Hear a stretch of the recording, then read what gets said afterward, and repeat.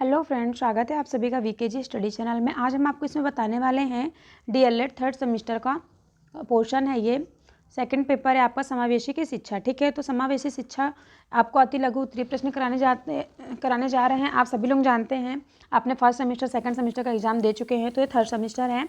तो 15-15 मार्क्स का क्वेश्चन पूछा जाता है। सेकेंड पेपर 50 नंबर का होता है आपका। ठीक है फ्रेंड्स, तो देखिए इसमें फर्स्ट क्वेश्चन क्या पूछा है, समावेशी शिक्षा का क्या अर्थ है। तो समावेशी शिक्षा से अभिप्राय है कि छात्रों को सार्थक शिक्षा अनुकूलतम पर्यावरण में उपलब्ध कराई जाए, जिससे वे अपने जीवन को सफल बना सके। जिससे वो क्या करें, अपने जीवन को सफल बना सके। इसमें योग्यता, शारीरिक अक्षमता, भाषा, संस्कृति, पारिवारिक पृष्ठभूमि तथा उम्र किसी प्रकार का अवरोधन पैदा न कर सके। ठीक है, नेक्स्ट है फ्रेंड्स इसका, मंद बुद्धि बच्चों की मानसिक विशेषता बताइए। तो मंद बुद्धि बच्चों की जो मानसिक विशेषता इस प्रकार है, किस प्रकार है, बुद्धि लब्धि सामान्य बालकों से कम होती है। सामान्य बालकों की अपेक्षा मंद बुद्धि बच्चों की क्या होती है, उनकी बुद्धि लब्धि सामान्य बालकों से कम होती है। जन्मजात मानसिक क्रियाएं सामान्य बालकों की अपेक्षा कम होती है। स्मृति विस्तार, ध्यान इस विस्तार कम होता है। ठीक है, जैसे कि जो बच्चे अधिक बुद्धि लब्धि के होते हैं, उनकी सोचने की क्षमता, कुछ भी करने की क्षमता अधिक होती है।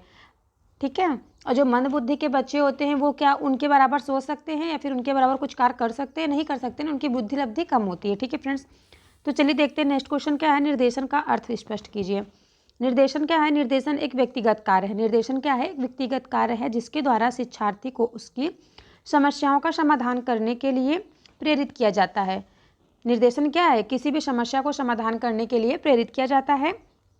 निर्देशन समस्याओं का समाधान स्वयं नहीं करता है, वरना ऐसी विधियां बताता है जिनका प्रयोग करके बालक व्यक्ति उन समस्याओं को स्वयं सुलझा सकता है। ठीक है, नेक्स्ट है आपका, वंचन क्या है। वंचन मतलब डिप्रीवेशन क्या है।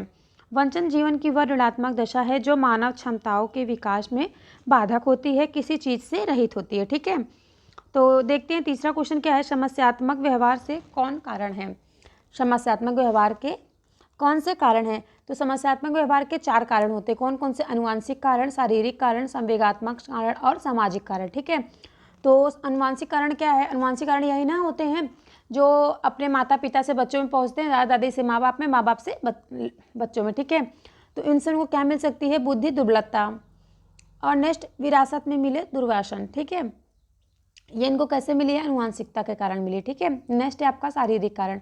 शारीरिक कारण क्या क्या है, उनके अंदर समस्यात्मक बहरापन, अंधापन, गंजापन, कम दिखाई देना, ऊंचा सुना, ये सब क्या है, शारीरिक कारण। ठीक है फ्रेंड्स, नेक्स्ट है आपका संवेगात्मक कारण। संवेगात्मक कारण क्या है, अंगूठा चूसना, बिस्तर गीला करना, चिड़चिड़ापन, ये क्या है, संवेगात्मक, ये उनकी शारीरिक प्रॉब्लम है ना, संवेगात्मक अंदर से। नेक्स्ट है सामाजिक कारण। सामाजिक कारण क्या है, निम्न सामाजिक आर्थिक स्थिति, उचित देखरेख का अभाव, माता पिता के मध्य टूटते संबंध, बड़े सदस्यों की बुरी आदतें आदि। जो भी जैसा बच्चे घर में देखेंगे वैसा ही बच्चे सीखेंगे। ठीक है, ये हो गया आपका समस्यात्मक व्यवहार के कारण हो गए। ठीक है, नेक्स्ट क्वेश्चन क्या है आपका, सामाजिक निर्देशन से आप क्या समझते हैं। ये सब क्वेश्चन आपके एग्जाम में 1-1 मार्क्स का पूछेगा, तो आप लोग ध्यान से पढ़ाई करिए। ठीक है, सामाजिक निर्देशन का अर्थ है सामाजिक परिपक्वता, अच्छी आदत तथा पक्षपात को दूर करना और मूल्यों को सीखना। ठीक है, ये क्या है आपका सामाजिक निर्देशन है। ठीक है, नेक्स्ट है आपका, छात्रों का निर्देशन प्रदान करने वाली 2 विधियों के नाम लिखिए। तो छात्रों का निर्देशन प्रदान करने वाली 2 विधियां कौन कौन सी हैं, 2 विधियों के नाम पूछा है ना, मैं इसमें आपको 5 विधियों का नाम बताती हूँ। जो आपको 2 याद रहेगा वो आप एग्जाम में लिख दीजिएगा। ठीक है, पहला है व्यक्तिगत तालिका सेवा, दूसरा है सूचना सेवा, तीसरा है परामर्श सेवा, चौथा है स्थापना सेवा, 5वां क्या है, अनुवर्तन सेवा। ठीक है फ्रेंड्स, नेक्स्ट है आपका क्वेश्चन, प्रतिभाशाली बच्चे किन्हें कहते हैं। प्रतिभाशाली बालकों की बुद्धि सामान्य बालकों से अधिक होती है। मनोवैज्ञानिक के अनुसार जिनकी बुद्धि लब्धि 140 से अधिक होती है वे बच्चे क्या, प्रतिभाशाली बच्चे कहलाते हैं। ठीक है, इनको भी मतलब प्रतिभाशाली बच्चे जो होते हैं ना, इनको मैं आपको एक चार्ट बना के बताऊंगी कि कितने नंबर से कितने नंबर तक के बच्चे प्रतिभाशाली हैं, कितने से कितने नंबर तक के बच्चे मंद बुद्धि के हैं, कितने से कितने बच्चे सामान्य बुद्धि के। ये मैं आपको एक तालिका बना के अच्छे से समझाऊंगी। ठीक है, तब तक चलते हैं, आगे बढ़ते हैं। तो देखिए फ्रेंड्स, इसमें क्या पूछा, तो प्रतिभाशाली बालक कहलाते हैं। कुछ बालकों की बुद्धि लब्धि क्या 180 से 190 तक हो सकती है। ठीक है, 180 से 190 तक भी हो सकती है। ठीक है फ्रेंड्स, नेक्स्ट है अपवंचित बालकों से क्या अभिप्राय है। अपवंचित बालक वे हैं जिन्हें वे सुविधाएं न मिल रही हों जो उन्हें मिलनी चाहिए, जो उनकी श्रेणी के अन्य साथियों को मिल रही हैं, जैसे आर्थिक, सामाजिक, सांस्कृतिक सुविधाओं से वंचित बालक तथा भाषा, धर्म, जाति, क्षेत्र, वर्ग, लिंग के कारण अपवंचित छात्र। जैसे कि आप सभी लोग देखते हो, पढ़ने जाते हैं क्लास में ही, कोई लड़कियां बहुत अच्छे, मतलब कोई लड़की हो गई, कोई लड़के हो गए, कोई बहुत अच्छे उसके रहते हैं, कोई थोड़े गरीब वर्ग के रहते हैं। तो ये होता है ना भेदभाव, एक बच्चे एक दूसरे के मन में रखते हैं कि वो तो ऐसा पहन रहे हैं, ऐसा रह रहे हैं, वगैरह वगैरह। मतलब आप लोग समझ लीजिए अपने भाषा में, मैं कितना बताऊँ आप लोगों को। आर्थिक समस्या, सामाजिक और बालक तथा भाषा, धर्म, जाति, क्षेत्र, वर्ग, लिंग के कारण अपवंचित छात्र, ये सब क्या कहलाते हैं? अपवंचित बालक कहलाते हैं। ठीक है, नेक्स्ट है आपका क्वेश्चन, प्रतिभाशाली बालकों की बुद्धि लब्धि कितनी होनी चाहिए? जो प्रतिभाशाली बालक होते हैं उनकी बुद्धि लब्धि कितनी होनी चाहिए? मनोवैज्ञानिकों के अनुसार जिनकी बुद्धि लब्धि 120 से अधिक होती है वे प्रतिभाशाली बालक कहलाते हैं। कुछ बालकों की बुद्धि लब्धि 180 से 190 तक हो सकती है। ठीक है फ्रेंड्स, नेक्स्ट क्वेश्चन है आपका, दृष्टिबाधित बालकों की शिक्षा किस प्रकार की होनी चाहिए? जो दृष्टिबाधित बालक होते हैं उनकी शिक्षा किस प्रकार होनी चाहिए? तो दृष्टिबाधित बालकों की शिक्षा का मुख्य उद्देश्य होना चाहिए कि ये बालक दृष्टिबाधित होते हुए भी समाज में समुचित समायोजन स्थापित कर सकें। दृष्टिबाधितों के लिए लिखित अभिव्यक्ति के रूप में ब्रेल लिपि महान उपलब्धियां हैं। ठीक है, जो ब्रेल लिपि है वो महान उपलब्धियां हैं। 6 विभिन्न उभरे हुए बिंदु संकेतों के माध्यम से यह लिपि मोटे कागज पर अंकित की जाती है। दोनों हाथों की अनामिका के अग्रभाग से बिंदु संकेतों को स्पर्श करके अक्षर संकेत को जाना जाता है। ठीक है, ये हो गए दृष्टिबाधित बालकों।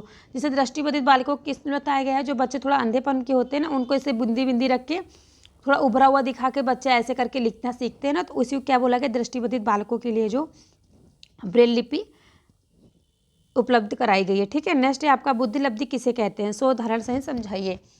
तो जो बुद्धि लब्धि का किसे कहते हैं? तो बुद्धि लब्धि बालक या व्यक्ति सामान्य योग्यता के विकास की गति बताती है। कोल एवं ब्रूस के अनुसार, कोल और ब्रूस जी ने क्या बताया है? देखिए, बुद्धि लब्धि यह बताती है कि बालक की मानसिक योग्यता में किस गति से विकास हो रहा है।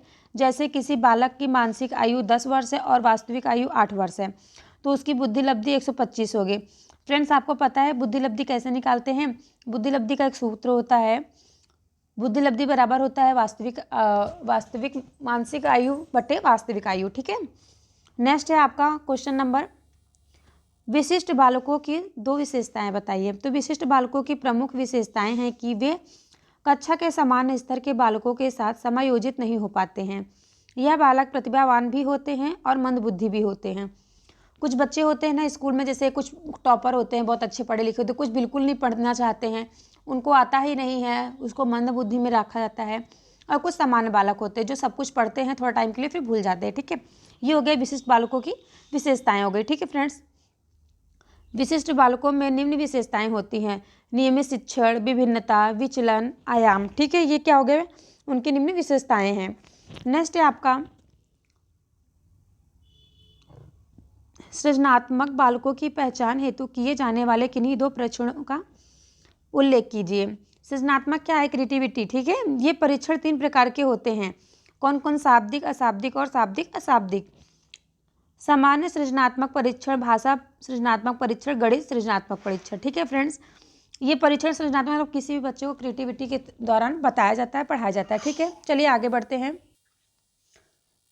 तो फ्रेंड, नेक्स्ट क्वेश्चन है हमारा, शैक्षिक पिछड़ेपन के 2 प्रमुख कारण लिखिए। तो शैक्षणिक पिछड़ेपन के 2 प्रमुख कारण हैं, निम्न सामान्य बुद्धि, परिवार का वातावरण। ठीक है, इनमें अतिरिक्त शारीरिक दोष, वंशानुक्रम, परिवार की निर्धनता आदि कारण भी हो सकते हैं। शैक्षणिक पिछड़ेपन में 2 कारण होते हैं। कौन कौन से? एक निम्न सामान्य बुद्धि और एक परिवार का वातावरण। ठीक है फ्रेंड्स, नेक्स्ट है आपका, समस्यात्मक बालक किसे कहते हैं?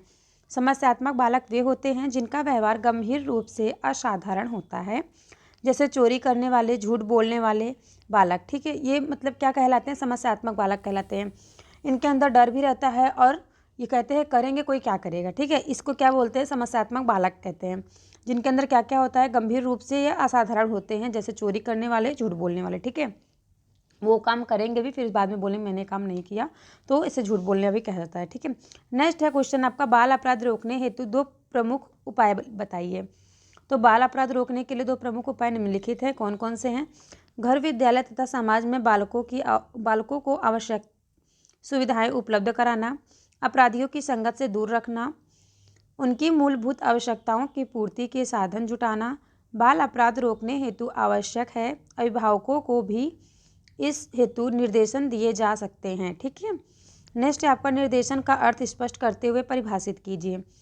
निर्देशन एक व्यक्तिगत कार्य है जिसके द्वारा शिक्षार्थी को उसकी समस्याओं का समाधान करने के लिए प्रेरित किया जाता है। निर्देशन समस्याओं का समाधान स्वयं नहीं करता, वरना ऐसी विधियां बताता है जिनका प्रयोग करके बालक व्यक्ति इन समस्याओं को स्वयं सुलझा सकता है। ठीक है। निर्देशन क्या करता है? किसी भी व्यक्ति को क्या निर्देश देता है, बताता है ये चीज़ गलत है, ये चीज़ सही है, लेकिन वो किसके ऊपर करता है? वो व्यक्ति को अपने दिमाग से काम करना चाहिए कि मैं क्या कर रहा हूँ, गलत कर रहा हूँ या सही कर रहा हूँ। ठीक है। इन समस्याओं को स्वयं सुलझा सकता है। वो दूसरों की बातों को सुन के अपना समस्या को स्वयं सुलझाना चाहिए। ठीक है। नेक्स्ट है आपका समावेशी शिक्षा सामान्य शिक्षा से किस प्रकार भिन्न है? तो देखिए फ्रेंड्स, समावेशी शिक्षा क्या है? समावेशी शिक्षा शारीरिक, मानसिक या प्रतिभाशाली तथा विशिष्ट गुणों से युक्त विभिन्न बालकों पर अपनाई जाती है, लेकिन यह शिक्षा सामान्य बालकों को शिक्षण नहीं देती।